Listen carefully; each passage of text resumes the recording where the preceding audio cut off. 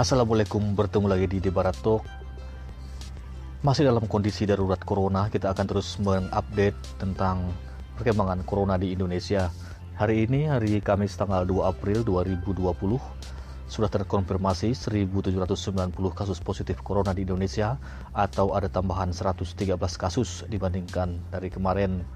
Sementara itu, jumlah pasien dalam perawatan ada 1.508 pasien yang sembuh ada 112, serta meninggal 170 orang, atau 9,4% dari total positif corona. Untuk Indonesia sendiri, hampir seluruh provinsi saat ini sudah memiliki pasien positif corona, dengan jumlah terbanyak ada di DKI Jakarta dengan 897 positif corona, 52 sembuh, serta 90 orang meninggal dunia. Di Jawa Barat 223 pasien positif, 11 sembuh, dan 25 meninggal dunia. Dan ketiga di Banten dengan 164 positif, 7 sembuh, dan 14 meninggal dunia. Dari 34 provinsi di Indonesia, hanya ada 2 yang belum memiliki pasien positif corona, yaitu Provinsi Nusa Tenggara Timur dan Provinsi Gorontalo.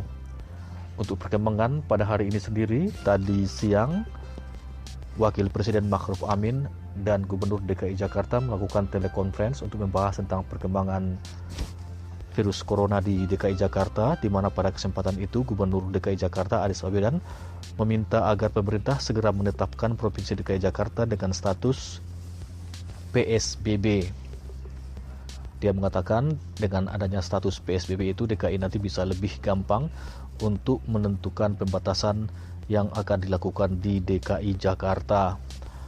Anies Baswedan juga mengatakan kepada Wapres bahwa kondisi wabah COVID-19 di DKI Jakarta saat ini sudah sangat mengkhawatirkan karena jumlah kematian di DKI Jakarta sudah 10% atau lebih tinggi dibanding dengan perbandingan jumlah kematian di dunia akibat COVID-19 ini.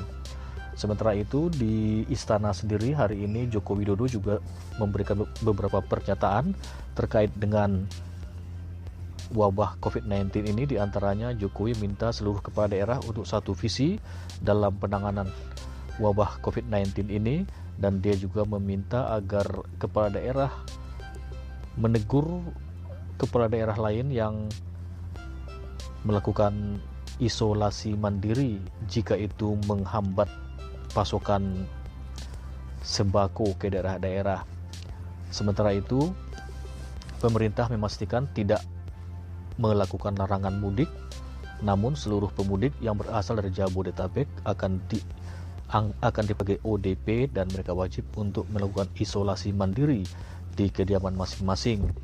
Sementara itu, dari mancanegara, hari ini Presiden Filipina Duterte mengancam akan menembak mati seluruh warga yang tidak mengindahkan larangan lockdown yang ada di Manila. Pernyataan Duterte ini ia sampaikan karena ada sekelompok masyarakat yang melakukan aksi demonstrasi terkait dengan lockdown ini. Dari Ceko ada kabar gembira di mana Ceko membuktikan bahwa penggunaan masker di negara itu terbukti bisa menghambat perkembangan COVID-19, di mana di Eropa saat ini Ceko termasuk negara dengan jumlah pasien positif yang sedikit serta perkembangannya yang paling lambat, dan itu ternyata berkaitan dengan penggunaan masker, di mana sejak tanggal 18 Maret yang lalu seluruh warga di Ceko sudah diwajibkan menggunakan masker meskipun masker kain, dan kewajiban itu kemudian digaungkan dengan membuat masker kain sendiri di rumah-rumah sehingga warga tidak perlu membeli di apotek-apotek, dan penggunaan masker itu terbukti mampu menghambat penyebaran virus corona yang ada di sana. Sementara itu, dari beberapa wilayah dikabarkan terjadi penolakan terhadap pemakaman korban COVID-19 ini, sehingga beberapa tokoh-tokoh agama sudah memberikan pernyataan bahwa korban COVID-19 ini harus diperlakukan sama dan tidak boleh ditolak oleh warga. Demikian perkembangan COVID-19 kita hari ini. Nantikan update di hari-hari berikutnya. Terima kasih.